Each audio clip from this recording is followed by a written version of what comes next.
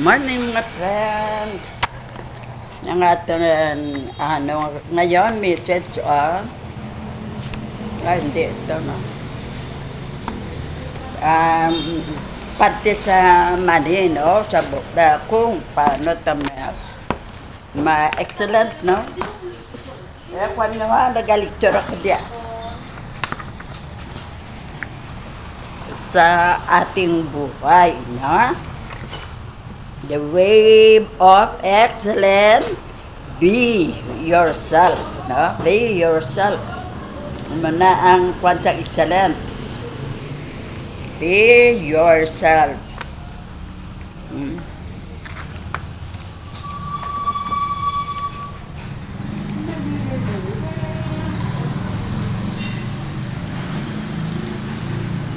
What is what is wrong with they say ng what is wrong when you are not in the right place.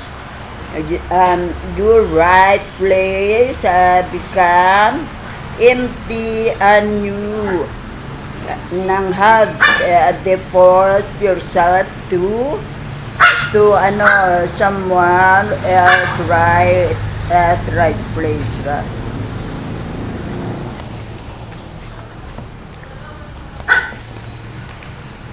Start with yourself. Tayo sa ating maging excellence tayo, kailangan start with ourselves, no?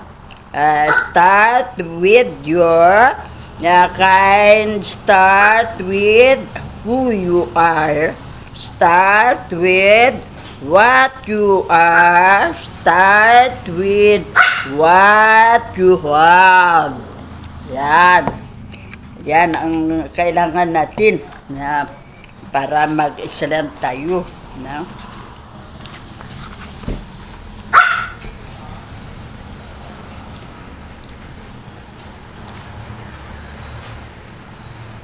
Ang tao, bagamat dinedevelop ang kanyang mga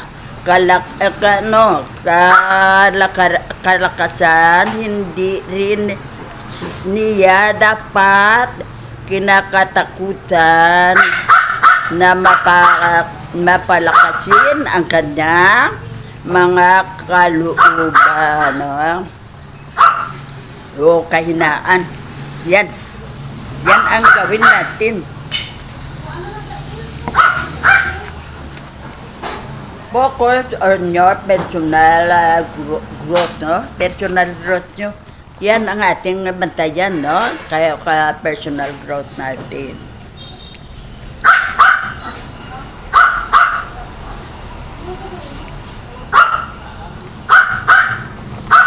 Ano pa ang gawin natin? Beautify your vocabulary, no? Yan ang mga mag-speech, hindi magandang pakinggan, no? Yan ang ating dapat gawin kapag laging nagkakakumpetensya ng ang tao sa kapwa, hindi siya magiging masaya dahil laging merong ang marunong kaysa kanya na yan ang ating ang ating hindi magandang kay diyan makita mong na hindi ka nagkompetensya kayo, makita mo hindi ka masaya dahil mas maganda ang buhay ng binabantayan mong tao. Kaya yan ang nagpaano sa atin na hindi tayo maging excellent, no?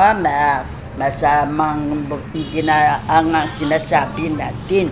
Kaya kailangan ay wag natin i-apply sa buhay natin ang enemy ng enemies of excellence. Ang enemies of excellence, ano yan? Kundi ang katamaran natin, no? Ang katamaran natin. Yan, isa yan. Kay patamad-tamad tayo, kaya yan ang cause na hindi tayo mag-excellence. Yan ang katamaran. At in pursuit of excellence, prioritize your health. Yan, i-prioritize natin ang ating health, no?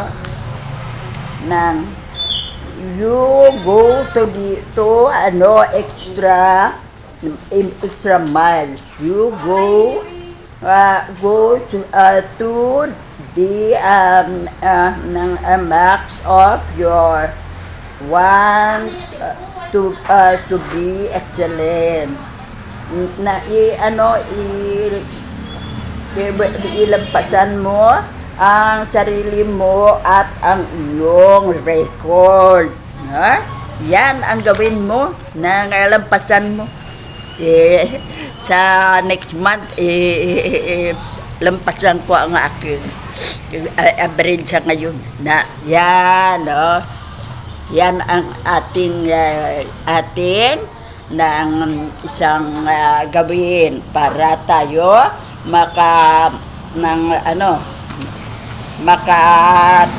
excellent, no? Yan. Karamdaman natin, isa rin yan sa may nagpaano sa atin na hindi tayo mag-excellence dahil nagpabigo sa atin ang ating katawan. Kaya kailangan natin ang bigyan pansin yan. Kung may sakit, pakonsulta agad sa doktor. Kung saan sakit ang mga sakit ninyo, doon kayo na doktor magpakonsulta. Sample, ang sakit nyo sa heart. Doktor sa heart ang puntahan nyo. Kung ang sakit nyo is sa bituka o kung sa mga liver, doon kayo pupunta sa doktor na espesyalista sa sakit mo para madali gumaling, no? Kasi kung hindi siya sunado diyan sakit, matagal mo pang mapagaling, no? Marami pa kayong gamot na ininom na at saka pa gumaling. Kaya ang the best natin kung sa sakit ay kung sinong doktor ang na-assign sa ating sakit, no? Kung sa mga kidney, doon tayo pupunta. Kaya sila ang makatulong sa atin na ma-cure agad ang ating sakit. Kaya yan ang isa sa pa-atraso ng atin na maging excellent tayo, no, sa ating buhay. Kaya yan ang ating unahin ang ating sakit para hindi makadisturbo, para maging excellent tayo. Ang katamaran, no? Kaya and the important is to the na healthy and healthy ang ating katawan. Yan ang ating ano pa ang kamangmangan. Yan ang hindi tayo nag-aral, no, at hindi tayo sa atin kung ano ang ating gusto sa buhay, pag-aralan mo yan para madali mong maabot ang tagumpay mo, maging successful ka. Kaya, dyan ang solusyon natin sa kamangmangan, ang pag-aral, no? Pag-aral, no? Kaya para malaman natin ang solusyon ng ating kailangan para i-apply sa ating ng kung ano plano sa buhay natin para maging excellent and ang ating buhay. Kaya yan ang mga enemies ng enemies of excellence, no? Ang sakit, ang katamaran, ang kamangmangan, ano pa. If you want to be excellent, maghabol ka sa karunungan. Maghabol ka sa karunungan.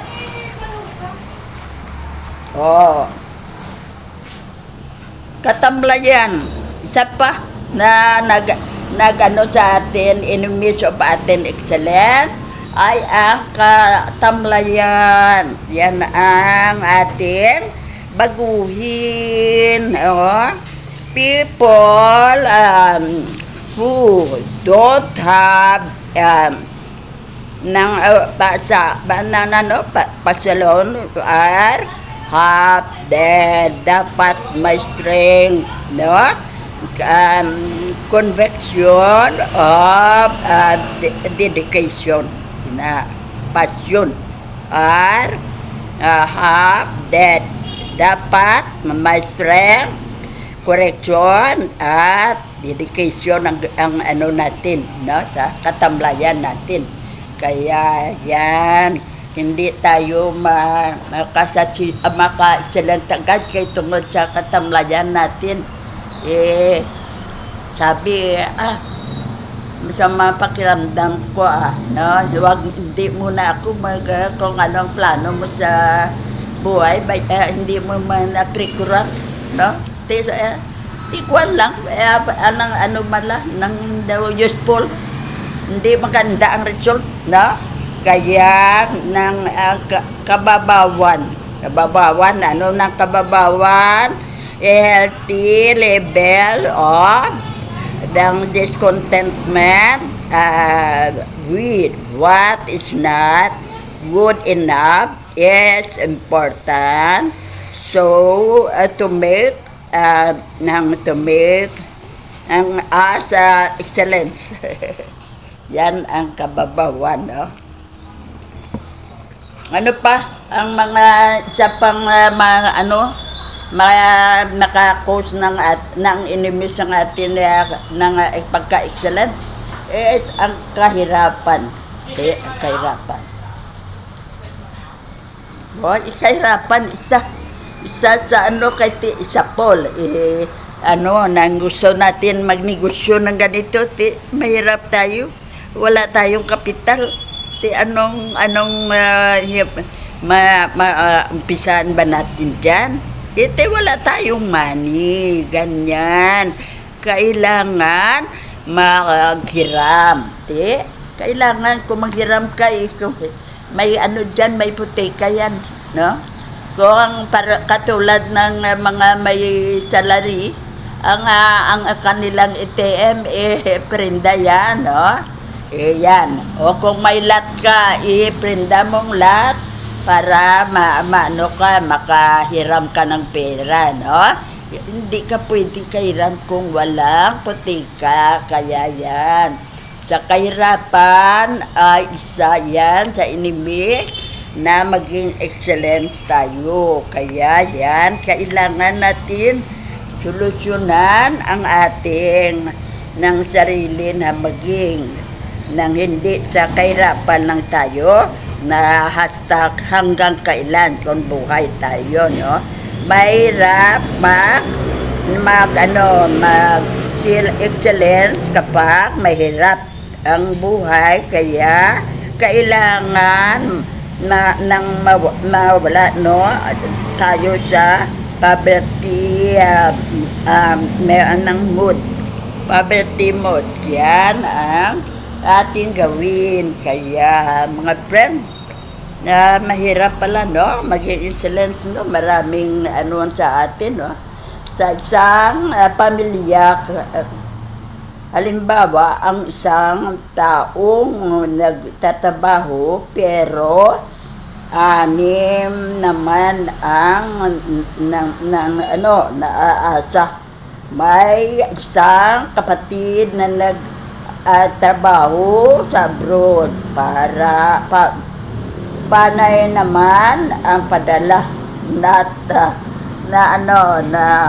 natin ang mga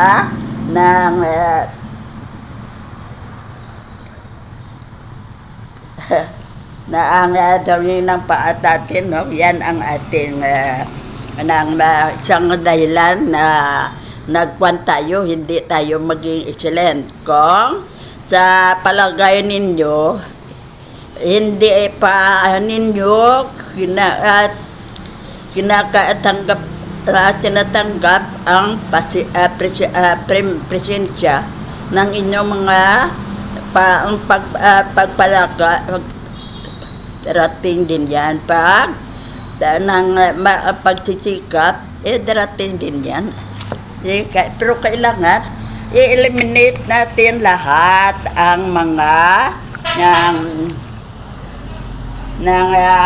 ang lahat ng mga kaaway, no? Ang mga enemy ng excellence, enemies of excellence ay ating i-eliminate yan. Oo, nasa lahat ang karamdaman natin, no?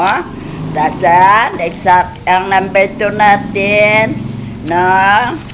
Ang kamangmangan, tibaguhin natin yan.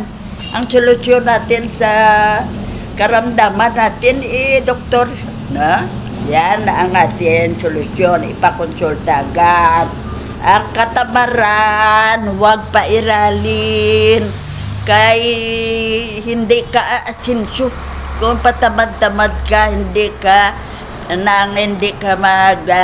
nagpikurar ng makaahon ka sa kahirapan, kay sa katamaran mo. Kaya baguhin natin yan.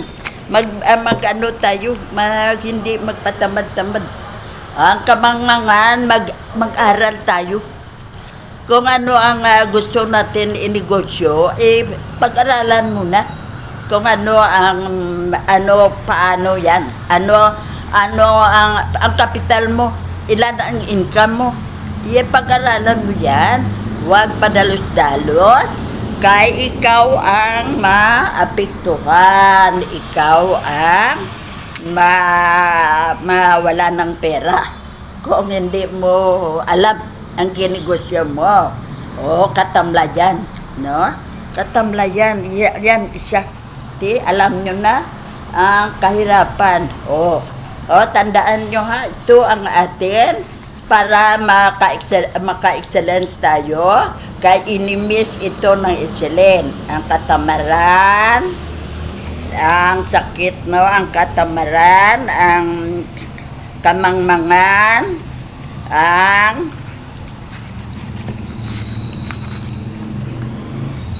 katamlayan, at ang kababawan, at kahirapan. Yan, tandaan nyo ha. Diyan, baguhin natin yan sila para maka-excellence tayo. Pero ang kailangan natin para maka-excellent tayo, no? Yan naman ang ating i-review. The essence of excellence, no? The way to excellent. Nang kwanta, be yourself, no? Ang mga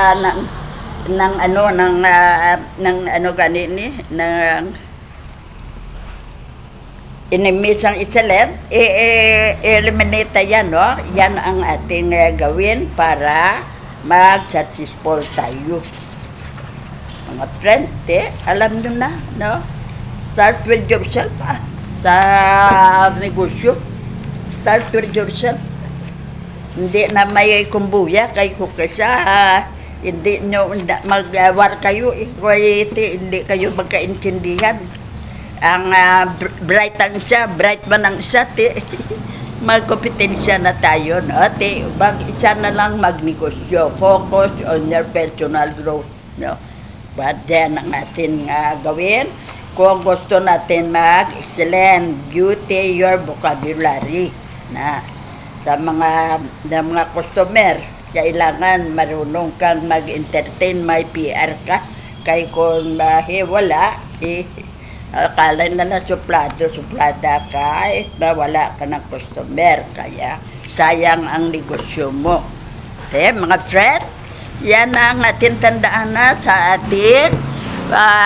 Nagnegosyo tayo kung anong plano sa buhay natin. Ang mga ating gawin at saka ang inimis, i-eliminate natin, no? Ang gagawin natin, ang apply natin sa buhay natin, kung ano ang mabuti, no? Yan ang ating lecture sa ngayon. Thank you mga friend, love you.